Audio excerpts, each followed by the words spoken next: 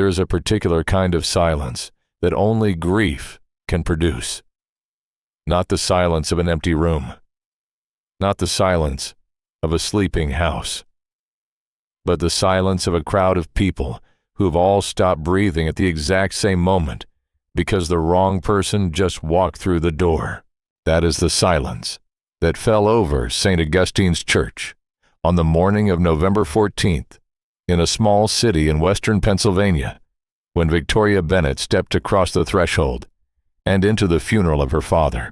And what nobody in that church could have known, not her mother, not her brother, not a single one of the 200 mourners filling those wooden pews, was that the woman they were about to hate for the next 3 days was the only reason any of them still had anything left at all. Robert Bennett had been a builder. Not just in the literal sense, though that was true as well. He had founded Bennett Construction 41 years earlier with a single truck, a borrowed trailer, and a handshake agreement with a developer who believed in him when no one else did. He had built the company from nothing, from absolute zero, into one of the largest regional construction firms in the state. Hundreds of employees, dozens of commercial contracts, a reputation that took decades to earn and could not be purchased at any price. But more than a builder of structures, Robert Bennett had been a builder of people. The kind of man who showed up to his employees' children's graduations, who remembered birthdays without being reminded, who kept a photograph of every major project his company had ever completed, not because he was proud of the buildings, but because he remembered the faces of the men and women who built them. He was 67 years old when he died. He had been ill for some time, and though the people who loved him had known this moment was coming, no amount of preparation makes the finality of a casket any easier to absorb. The church was full.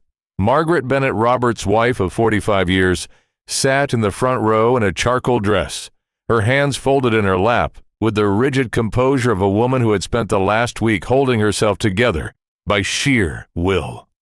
Beside her sat Daniel Bennett, 34 years old, Robert's only son, who had worked alongside his father for the last 9 years, and who wore his grief like armor jaw, set eyes, dry shoulders, squared against a weight that threatened to crush him. Friends filled the rows behind them, business partners, longtime employees, neighbors who had known Robert since the early years. A pastor who had counseled the family for over a decade moved through his prepared words with quiet reverence. And then the doors opened. The sound was soft, just the low groan of old hinges, the rush of cold November air. But every head turned, every conversation died, and the silence, that specific terrible silence, settled over the church like a sudden drop in temperature. Victoria Bennett walked in alone. She was 40 years old, dressed simply in black, her dark hair pulled back with the kind of careful restraint that people adopt when they are trying very hard not to be noticed. She carried no flowers. She brought no companion. She offered no explanation to anyone near the entrance. No apologetic look, no visible awareness of the 200 pairs of eyes now fixed on her. She walked to the very last row and sat down by herself. Margaret's head turned the moment she registered the movement. Her body went rigid in a way that had nothing to do with grief, and everything to do with something older and more complicated, the particular tension of a mother who has spent 7 years learning how to stop waiting for a daughter who never came home. Daniel saw her too. His jaw tightened. He said nothing, but the set of his face said enough. A cousin 2 rows back leaned toward her husband and whispered, barely audible, "She actually came." He didn't turn around. "Of course she did," he murmured back. And then, after a pause, for the inheritance, Victoria heard none of it. Or perhaps she heard all of it, and had simply decided long ago what she would and would not allow herself to feel in rooms like this one. She sat with her hands folded in her lap, her back straight, her expression controlled. Not cold exactly, but guarded in the way that only people who have carried something alone for a very long time learn to be guarded. Throughout the service, she did not weep. She did not speak. She did not approach her mother. did not acknowledge her brother, did not make any effort to blend into the family she had apparently abandoned 7 years earlier, without warning or explanation. She simply sat in the last row present and apart, and she listened to people describe the man she knew better than any of them realized.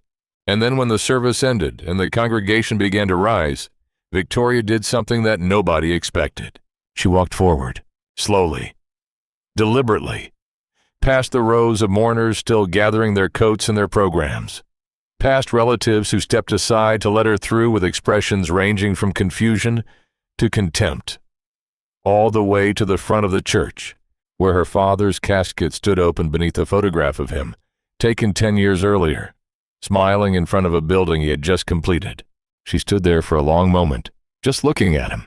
Then she reached into the inside pocket of her coat, withdrew a small, sealed envelope, and placed it gently inside the casket beside his folded hands. She looked at his face one last time. Her lips moved, barely forming words that no one near her could hear, and then she turned and walked toward the exit. Daniel moved fast. He had watched the entire sequence from 30 feet away, and whatever he had been prepared to feel about his sister's presence, the envelope crossed a line he could not ignore. He moved through the crowd, quickly reaching the aisle just as Victoria passed it. "Victoria!" She slowed, but did not stop. What was in that envelope? She stopped then, turned her head to look at him over her shoulder. Her expression was unreadable. "It belongs with him," she said. Then she walked out the door and the cold November air swallowed her, and she was gone. Daniel stood in the aisle of his father's funeral with 200 people watching him, staring at the door she had just walked through, and felt something that was not quite anger, and not quite grief, and not quite fear, but some combination of all three that he could not yet name. To understand what happened next, it is necessary to understand what had happened before, because every family carries a version of its own history, and the version the Bennett family had been carrying for 7 years was the only one any of them knew. Robert and Margaret Bennett had married young, built their life together slowly and deliberately, and raised 2 children in a house on the north side of the city, where both kids had grown up, knowing the value of hard work and the meaning of loyalty. Victoria, the eldest, had been her father's companion in many ways from early childhood. Curious, detail-oriented, possessed of the same kind of patient intelligence that made Robert so effective in business. She had gone away for college, earned a law degree, and returned to work for a firm that specialized in corporate contracts and business restructuring. She and her father had remained close through all of it. Daniel was different in temperament, more outward, more social, more comfortable on a job site than in a boardroom, but no less devoted to the family. He had joined Bennett Construction after completing a construction management degree, and Robert had been quietly proud of both his children in ways he did not always know how to say out loud. For the first 33 years of Victoria's life, the family had been, by most measures, a good one, not without friction, not without ordinary disagreements, but fundamentally intact, fundamentally loving. And then 7 years ago, something happened. The details were never shared. What the family knew, what anyone outside that closed office door knew, was that Victoria and Robert had argued one afternoon in September behind closed doors for nearly 2 hours. Raised voices, though the words themselves remained private. Afterward, Robert had emerged looking drawn and tired. Victoria had emerged looking like someone who had made a decision she could not unmake. Within 2 weeks, she was gone. She moved to Pittsburgh. She did not explain why. She stopped attending Christmas dinners, birthday celebrations, family anniversaries. She did not come when Margaret was hospitalized for a minor procedure 2 years later. She did not come when Daniel got married. She did not come for Thanksgiving or Easter or any of the ordinary gatherings that stitch a family together across time. Robert, when her name came up, would go quiet in a way that shut down conversation. Margaret cried in private for longer than she ever admitted to Daniel. Daniel grew bitter, not dramatically, not loudly, but in the steady, accumulating way that unaddressed wounds produce bitterness, and eventually stopped mentioning her name at all. The story the family told themselves, the story that had hardened into fact over 7 years of repetition, was this: Victoria had chosen herself over the family. Whatever her reasons, whatever the argument had contained, she had decided that her own life, her own comfort, her own priorities mattered more than the people who loved her. She had walked away, and she had stayed away. It was a clean story, a painful one, but clean. It explained everything without requiring anyone to sit with uncertainty. The problem with clean stories, of course, is that reality is almost never that simple. Daniel could not sleep the night after the funeral. He lay in the dark of his childhood bedroom. He had been staying at his parents' house to help his mother through the week, and stared at the ceiling and thought about the envelope. About the way Victoria had placed it there with such deliberate care. About the words she had spoken at the door, low and steady, "It belongs with him." He called the funeral director at 7 the following morning and made a request that he immediately felt guilty about but could not bring himself to withdraw. By 9 o'clock, the family was gathered around the kitchen table, and the envelope was in the center of it. Margaret looked at it for a long time before reaching for it. Daniel watched her hands as she broke the seal. Several cousins who had come to help with the week's arrangements sat silently around the edges of the room. There was no letter inside. There was no note, no apology, no explanation. There was only a small brass key. Margaret set the key on the table and looked at it for a long time without speaking. It was one of the cousins who first said what they were all thinking Robert had visited the bank often in his last few years. Far more than any ordinary account management would require. Margaret had mentioned it once, months ago, in passing. She had noticed because he sometimes came home from those visits looking tired in a particular way. Not physically tired, but mentally wrung out. Like a man who has been carrying something heavy and briefly set it down, only to have to pick it up again. Nobody had known why he was going. Nobody had asked. Robert was not a man who invited questions about things he decided to keep private. Daniel called Victoria. She answered on the second ring, which surprised him. He had half expected the call to go unanswered. "The key," he said. "What does it open?" There was a pause. Not the pause of someone stalling, but the pause of someone choosing their words with great care. "When the time comes," Victoria said, "you'll know." The line went dead. Daniel set the phone on the table and looked at his mother, and for a moment neither of them said anything at all. The reading of Robert Bennett's will took place 3 days after the funeral in the offices of the family's attorney, a measured and thoughtful man named Gerald Hartley, who had handled Robert's legal affairs for over 2 decades. He was accustomed to the emotional weight of these meetings, and had developed over the years a particular skill for delivering difficult information in a tone that managed to be both formal and humane. He needed that skill on this particular afternoon. Margaret sat to Hartley's left, Daniel beside her. Several extended family members occupied chairs along the wall. Victoria, who had received the same notification as everyone else, arrived 3 minutes before the meeting began and sat on the opposite side of the room from her family, as she had sat on the opposite side of the church from them 3 days earlier. No one greeted her. Hartley cleared his throat and began. The will was, for the most part, unremarkable. The house to Margaret. Various personal items distributed among family members. A portion of liquid assets directed toward a charitable foundation Robert had established for trade school scholarships. These elements generated no particular reaction. Then Hartley reached the section concerning Bennett Construction. Robert Bennett had divided his ownership stake in the company into 3 equal portions. One for Margaret, one for Daniel, one for Victoria. The room was very quiet for approximately 3 seconds. Then Daniel said quietly, "Read that again." Hartley read it again. The silence broke into something considerably louder. Daniel was not a man who lost his temper easily or publicly. He had his father's constitution in that way, private, contained, inclined toward understatement. But the control slipped now, and what came through was not dramatic fury, but something rawer and more honest. The bewilderment of a man who has spent years doing everything right and cannot understand why the math isn't adding up. Margaret said nothing. She sat very still, her hands in her lap, her face arranged in the expression of someone who has just received information that requires a complete reorganization of her understanding of the last 7 years. An aunt toward the back of the room murmured something to her husband. The husband nodded. What he said was low enough that only the people immediately beside them could hear it, but its substance was clear enough from the looks that followed.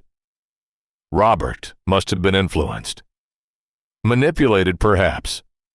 The visits Victoria had made because someone thought to mention at that moment that Victoria had visited their father occasionally over the years, quietly without announcing it, suddenly looked like something more calculated than filial concern. Victoria across the room said nothing. She accepted her copy of the will from Hartley with a brief nod. She did not look triumphant. She did not look apologetic. She looked, if anything, like someone sitting very quietly in the middle of a storm that she had known was coming. Hartley brought the meeting to a close with the practiced efficiency of a man who understood that there was nothing more he could usefully add. The family gathered their papers and their coats. Victoria was the first one out the door. The safety deposit box at First National Trust was accessed the following morning, with Margaret holding the key and Daniel standing beside her, and a branch manager who had known Robert for 15 years, standing respectfully at a distance while they worked the lock. The box was large, larger than any of them had expected. Inside folders, dozens of them organized with meticulous care, each labeled in Robert's careful block printing. Legal files, contracts, corporate restructuring documents, medical records, financial projections spanning several years.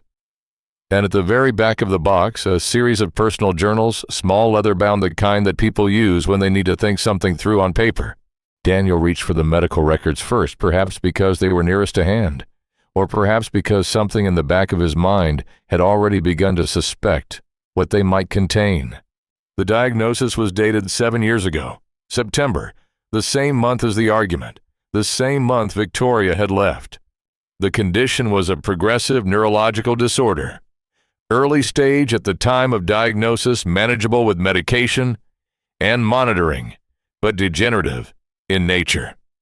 Robert had known from the moment that neurologist handed him the paperwork that the disease would eventually compromise his cognitive function, his decision-making capacity, and ultimately his ability to run the company he had spent 41 years building. He had told no one, not Margaret, not Daniel, not the board of directors, not a single employee or business partner. He had told Victoria. Margaret sat down in one of the bank's low chairs and held the medical file in her lap and did not say anything for a very long time. Daniel stood beside her with the September journal open in his hands, reading the entries from that month with the expression of a man watching a building he thought he knew reveal rooms he never knew existed. The walls of the story the family had been living inside for 7 years were cracking. Everything they had believed with such certainty, the selfishness, the abandonment, the cold calculation of a daughter who had chosen herself over everyone else, was shifting beneath their feet. But they did not yet have the full picture. That would come from the folders. It took them most of the day to work through the contents of the box. The branch manager brought them water and excused himself. They spread the folders across a conference table the bank made available, and they read. And as they read, the story assembled itself from its pieces, like something that had always been there waiting for the moment when they were finally ready to see it. Robert's plan, laid out across dozens of documents, with the systematic thoroughness of a man who understood that details are the difference between protection and exposure, had been this. When the neurologist told him what was coming, Robert did not panic. He thought it through. He thought about the company, about the hundreds of employees whose families depended on it, the clients whose projects depended on it, the retirees whose pension funds were tied to it. He thought about what would happen if the news became public before the right structures were in place, the contracts that would evaporate, the investors who would pull back, the competitors who would circle, and he thought about who he trusted most in the world with something this complicated and this consequential. He had called Victoria. She had come. She had listened. And when Robert laid out what he needed, a quiet legal restructuring succession planning done, without public disclosure contracts, renegotiated in ways that removed personal dependency on Robert's continued health, legal safeguards, built against outside interference, she had understood immediately what it would require. It would require that she not be seen as involved with the company, because if a corporate attorney, who was also the CEO's daughter, was suddenly spending time at Bennett Construction, people would ask questions. The wrong people might start paying attention. In Robert's condition, the thing they were working to protect against might be exposed before the protections were in place. So they had constructed an estrangement, a public one, a convincing one. Victoria had moved to Pittsburgh, established her residence there, maintained her professional life there, and worked on her father's behalf from a distance that made her involvement invisible. She had visited him occasionally, always quietly, always briefly, always when the timing could be explained as nothing more than an awkward obligation, the kind that adult children with strained family relationships occasionally discharge out of duty.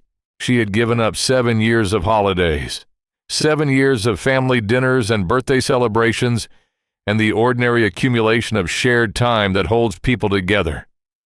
She had allowed her mother to cry without knowing why.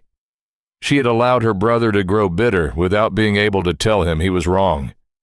She had watched her own reputation within her family collapse into something resembling contempt, and she had said nothing, because saying something would have required explaining everything, and explaining everything would have unraveled the entire plan.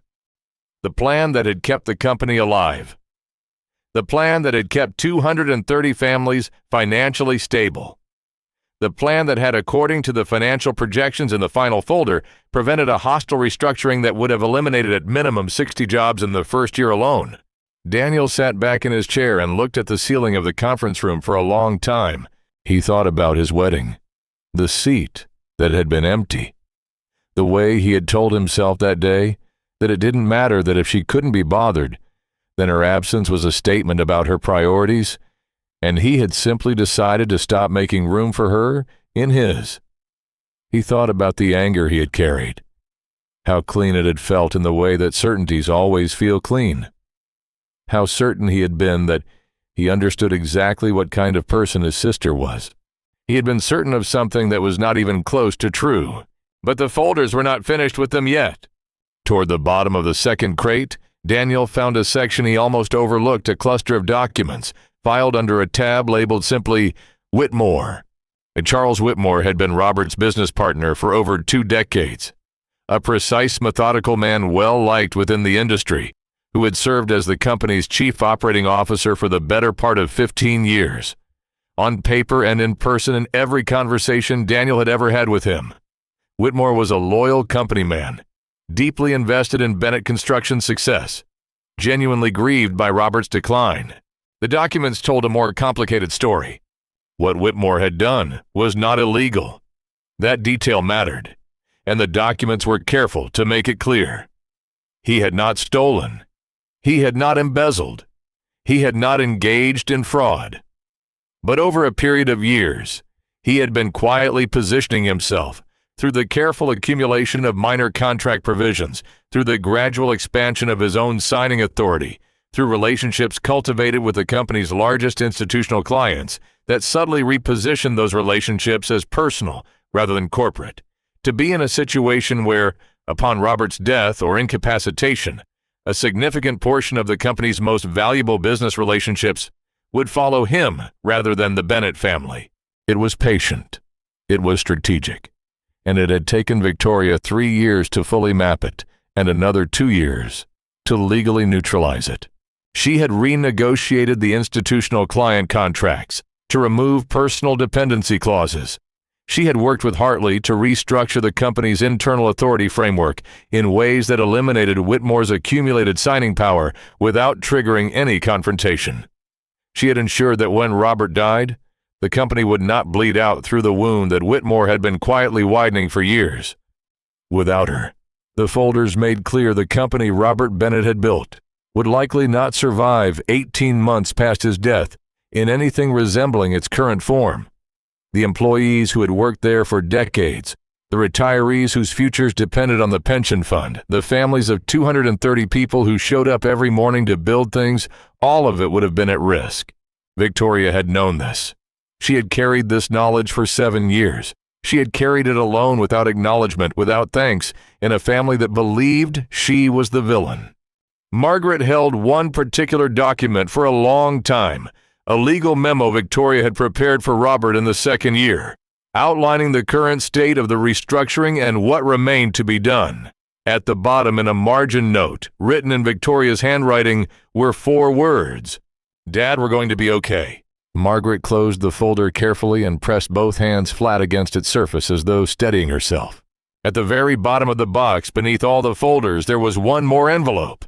This one was larger than the one Victoria had placed in the casket. It was sealed and addressed in Robert's handwriting in the slow and slightly uneven script of his later years. The address read simply, "My family." They opened it together, Margaret Daniel and a cousin who had stayed through the afternoon. Hartley had returned as well, having apparently anticipated that this moment might need a witness. The letter was 4 pages handwritten, dated 6 months before Robert's death. He began by saying that he owed his family a truth he had been too afraid to give them while he was alive. That fear, he wrote, had been one of his greatest failures, and he did not intend to leave the world without correcting it. He wrote about the diagnosis, about the neurologist's office, the drive home, the hours he had spent sitting in the backyard, trying to understand what it meant, about calling Victoria, because she was the one who would know what to do, and about how she had come immediately without hesitation, and how they had sat together and built a plan from the raw materials of an impossible situation. He wrote about what he had asked of her. He used the exact words blunt and unsparing about his own role. "I asked my daughter to become the villain. I asked her to be the person her family would resent, because I was too frightened and too proud to tell the truth, and because her plan only worked if no one looked too closely at what she was doing. She agreed. She never complained. Not once in 7 years did she call me and tell me she couldn't carry it anymore." He wrote about the Whitmore situation, what he had discovered, what it had cost him to accept that someone he had trusted for 2 decades had been working against the company's future, and what Victoria had done to protect it. He wrote about Margaret. He wrote that there were not words adequate to apologize for keeping this from her for 7 years, and that he had told himself over and over that he would tell her when the time was right, and that the right time had somehow never arrived, and that this was a failure he would carry to his grave. He wrote about Daniel. He wrote that he had watched his son grow bitter toward his sister, and had said nothing, because saying something would have meant explaining everything. And he had been afraid, always afraid. That particular fear that lives in people who have built something from nothing and cannot face the possibility of watching it come apart. And then he wrote in the final paragraph the thing that made Margaret stop reading and press the letter against her chest and close her eyes. Victoria did not abandon this family. She stood between this family and disaster for 7 years, and she did it invisibly, because that was the only way it would work. She gave up 7 years of love, so the rest of you could have a future. If you are reading this, it means she kept her promise all the way to the end. Please don't let the story we told you be the last story she carries. She deserves to come home. The conference room was completely silent for a long time. Daniel had stopped reading before the final paragraph. He had stopped at the line about his bitterness, and he was sitting very still with his hands in his lap and his jaw working slightly, the way a person looks when they are trying very hard to hold something together that has already begun to come apart. When Margaret finally lowered the letter, her face was wet with tears in the uncomplicated, unguarded way of a woman who has stopped trying to control what she feels. "Where is she?" she said. Her voice was very quiet. Nobody answered immediately. Then Daniel reached for his phone. Victoria was at a motel on the edge of the city. She had not gone back to Pittsburgh. She had stayed not close enough to intrude, not far enough to have already let go. She was sitting in the room's single chair, with her coat still on, when her phone rang, and Daniel's name appeared on the screen. She answered. He didn't say much. He wasn't capable of much at that moment. He said her name. He said, "We read the letter." There was a pause. "Come to Mom's house," he said. "Please." Another pause. "Okay," Victoria said. She arrived that evening. Margaret was waiting in the doorway before Victoria had even reached the porch steps. And what happened then was not graceful, or composed, or cinematic.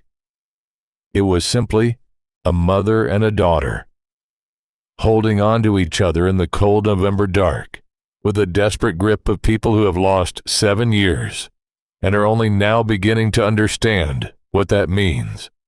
Daniel stood in the doorway behind his mother and watched, and when Victoria finally raised her eyes and met his, he stepped forward and put his arms around both of them and said nothing, because there was nothing to say that the moment wasn't already saying.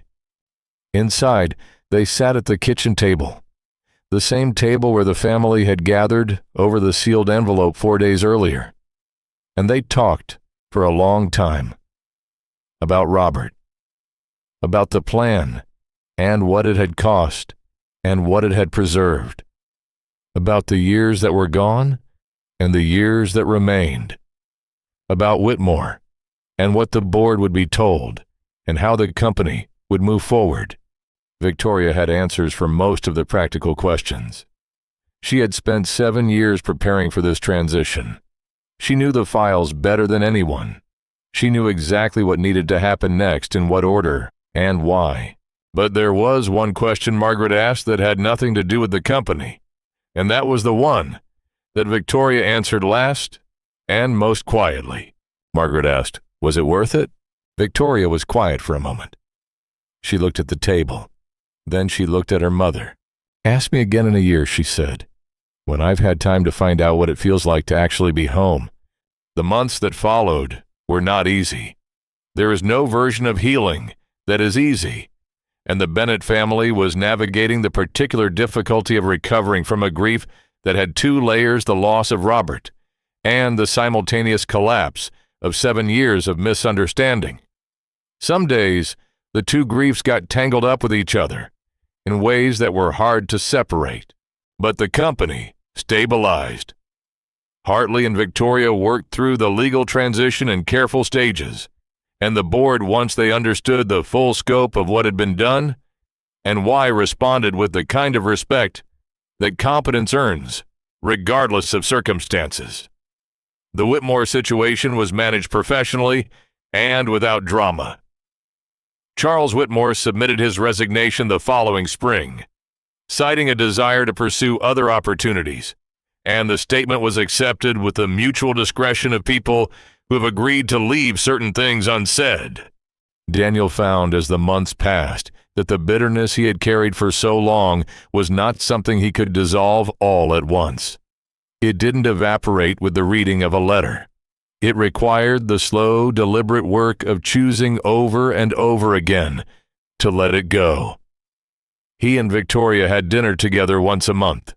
They talked about their father. They talked about the company. They talked sometimes awkwardly about the years between, about the wedding, where her seat had been empty, about the hospital visit that hadn't happened, about all the ordinary moments that had accumulated into absence. Neither of them pretended it was simple. Both of them kept showing up. Margaret began sleeping through the night again sometime in the late winter. She started going through Robert's journals, not the business ones, but the personal ones he had kept for decades, the ones that recorded his ordinary observations and private thoughts and the things he loved about his life. She found in reading them that the man she had been married to for 45 years was somehow still speaking to her, still present, in the careful handwriting and the unguarded moments of someone who had documented his own existence with quiet faithfulness. She found an entry from 8 years ago, before the diagnosis, before any of it, just an ordinary Tuesday in October when he had apparently taken his lunch outside and sat in the sun and thought about his family. He had written, "I look at my children, and I think, whatever I built with my hands is nothing compared to what I built with them. I hope they know that. I should probably find a way to tell them." Margaret read that entry several times. Then she set the journal on the table and looked out the window at the yard, where Robert had spent 40 years puttering around with varying degrees of productivity. And she smiled a real smile, the kind that includes sadness but is not overcome by it. And she thought he did tell them. Just not the way any of us expected. In the spring, the family gathered at the lakeside park on the western edge of the city, Robert's favorite place, a spot he had gone to on Sunday mornings, for as long as anyone could remember, to walk along the water and think. They had commissioned a small memorial bench positioned at the point where the path curved toward the best view of the lake with a simple brass plaque that read, "Robert James Bennett, builder, father, husband. He made things last." It was a warm afternoon for April, and the water was catching the late light in the way that made you understand, without anyone having to explain it, why Robert had loved this particular place. Margaret set a small bunch of wildflowers on the bench and stood beside it for a moment, with her hand on the brass plaque. Daniel was nearby talking to a group of employees who had come out for the occasion. Bennett Construction had sent a van, which Robert would have loved. And Victoria sat on the bench itself beside the flowers facing the water. She was not carrying anything. No files, no folders, no briefcase full of documents and plans and contingencies. Her coat was open in the warm air, and her hands were in her lap, and she was simply looking at the lake, at the light on the water, at the particular quality of late April afternoon that makes the world seem briefly, quietly possible. It was the first spring in 7 years that she had nothing to hide. The first spring she could sit in a place like this one, with the people she loved somewhere behind her, and the sun on the water in front of her, and simply be present in her own life, without the weight of a secret pressing down on everything. She heard her mother's footsteps on the path, the familiar, unhurried rhythm of them. Margaret came and sat beside her on the bench, close enough that their shoulders touched, and for a while neither of them said anything at all. The lake moved the way lakes do, gently, continuously, without urgency. Finally, Margaret said, "He would have loved this afternoon." Victoria nodded. "Yeah," she said, "he would have." They sat together in the quiet. There is a particular kind of love that looks like abandonment from the outside, that wears the costume of distance, of coldness, of someone who has chosen to walk away. There is a kind of protection that can only work in silence, that requires the person offering it to absorb every misunderstanding without correcting it, to carry every accusation without defending themselves, to remain steady in the knowledge that the truth will eventually speak for itself, even if eventually means 7 years. Victoria Bennett had known this. She had chosen it with full awareness of what it would cost, because her father had needed her to, and because the people she loved most in the world had needed her to, even when none of them could know it. The person who walks away from a family is not always walking away. Sometimes they are the person standing quietly between that family and the thing that would have taken everything from them, standing there invisibly, without recognition, without thanks, asking for nothing except the chance to keep the people they love safe for one more day. And sometimes the greatest act of love is being willing to be misunderstood by the very people you are protecting. For 7 years, Victoria Bennett had been that person. And now, finally, for the first time in 7 years, she was simply a daughter, sitting beside her mother, in the afternoon sun, watching light move across the water, carrying nothing but the ordinary, unhurried weight of being home.